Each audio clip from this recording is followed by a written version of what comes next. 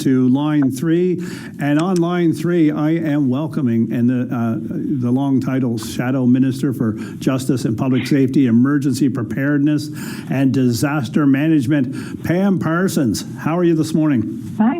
Well, good morning, Darren Benson. It's nice to hear your voice on the airwaves again. It's good. You're doing a great job. Enjoying listening to Openline, of course. So good morning to you and all your listeners. And I wanted to call in today to talk about, I attended a meeting last night here in my district, Harbour Grace, Portagrave district, down in Bishop's Cove with the council.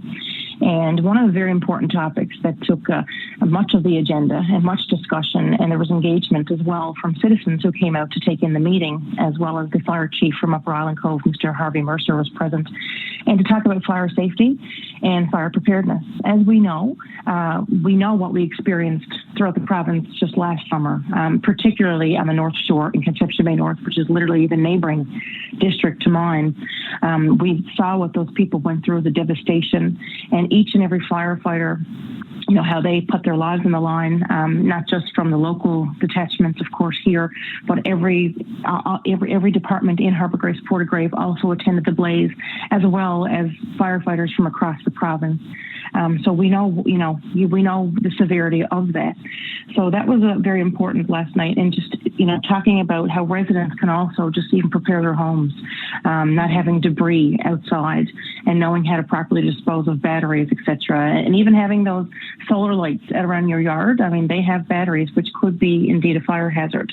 So hats off to them. And just last week, Darren, actually it was last Friday, here in our district, we had 2 wildfires happening at once. There was one that started in Bishop's Cove that burned all the way up to the border in Upper Island Cove. So that, and only for the wind was blowing a certain way, according to the fire chief last night, that could have gone, that could have been much worse than what it was.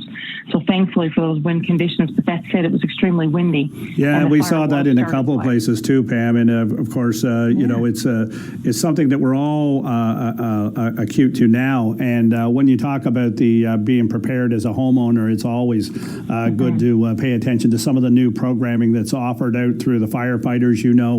I believe there's Fire Smart and Fire Fit and all these different things. And municipalities need to share the information with their residents. I even heard last year, people that are putting compost around shrubs and stuff up against their house, not a good idea. The bark and that sort of thing on top of the compost is actually a fire hazard. So, there's all kinds of things we're learning about fire safety that we never thought we'd have to, but here we are. It's a reality now, isn't it? It certainly is a reality now, and you're right. It was a big eye-opener. I mean, wildfires are not just something that are happening in other provinces or other countries. Climate change is real. It's happening here, and as we know, we're gearing up now. As you mentioned, I am the Shadow Minister for Fire and Emergency Services and Emergency Preparedness, so I am certainly calling on the Minister and the Department. There's a lot of applications that go in each and every year, and every MHA would be well-versed on this. Every department, of course, applies for funding, whether that's for bunker gear, different sorts of gear such as helmets, coveralls, and even fire trucks. And I mean, we do have those applications in every department.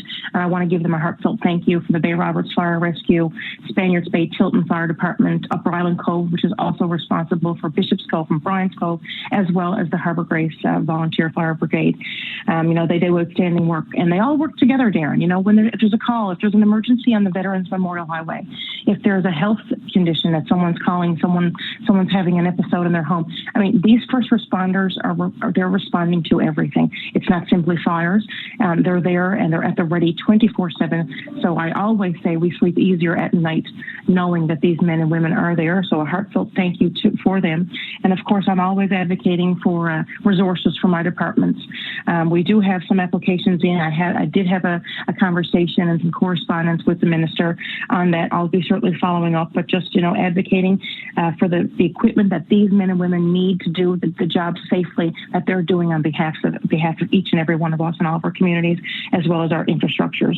Also, and they do work really well together. And one of the things I was amazed last year, of course, my community had fire on both ends, and nothing like the devastation our friends over in Conception Bay North on the North Shore suffered, of course. But when we needed help, fire departments that weren't in danger at the time were sending supplies and they were sending pumper trucks, and they were sending water tankers and all this different stuff, so we knew we had friends. And I know when the call came out in Conception Bay North, the fire department, CBS, and other fire departments around the Northeast Avalon and across the province sent people there to help out as best they could. And that's the way it's supposed to be. And, it's great to know that it's actually happening.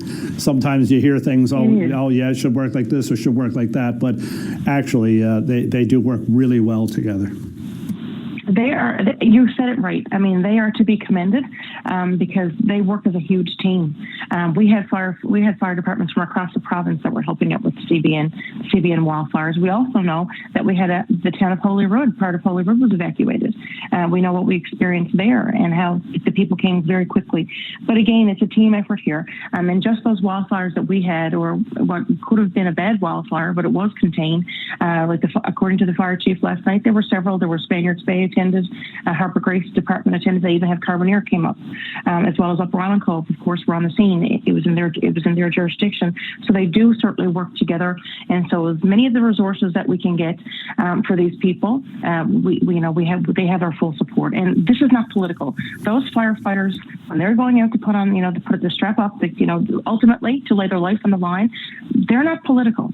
So, I'm really hoping that we see fair distribution of the resources and the funding. We do know that we had a big allocation by Global Medics, with a private company, of course, that provided fire skids to a number of detachments across the province. We know that there's a round 2 coming up. I know my departments have all applied for these fire skids, as well as many.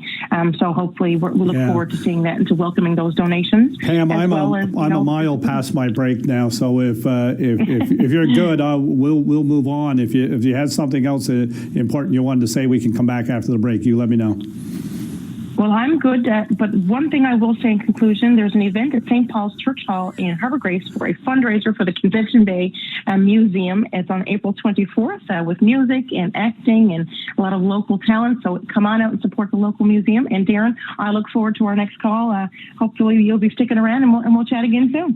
Thanks, Pam. Going to break. Dave, we'll be back.